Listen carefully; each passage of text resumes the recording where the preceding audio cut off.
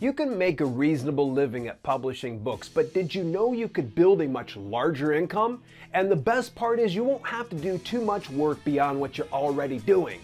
Today, I'm chatting with Marc Guberti of the Breakthrough Success Podcast and getting his thoughts on how to make money beyond publishing books. Stay tuned.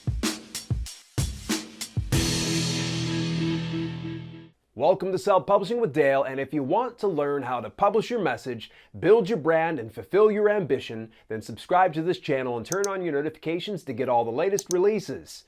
Recently, I sat down with a young yet experienced author and podcaster, Marc Guberti, to get his thoughts on a variety of topics in the self-publishing industry. In today's interview segment, I wanted to know the answer to a burning question. Is this all there is? Do self-published authors just publish and pray their book sells? Or is the self-publishing business more than just the book? Here's what he had to say. It's definitely different for different people, but the way I view it is you can take a book and turn it into a training course. So one of the things I've been doing a lot more lately is I'll create Skillshare courses. And the reason Skillshare specifically is because 10 to 30-minute classes do really well on Skillshare. So I could literally take one of my published pieces of content and turn that into a course. And I could literally create a course like every single day. I'm getting to that. I could create multiple per week right now. At some point, it's going to be daily where I come out with a new course just because it's not like you have to create a 6-hour course. Now, you could do that in a place like Udemy.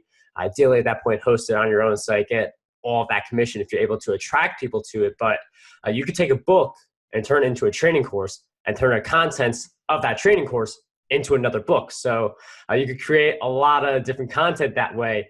But in some cases, yes, the book can be the business.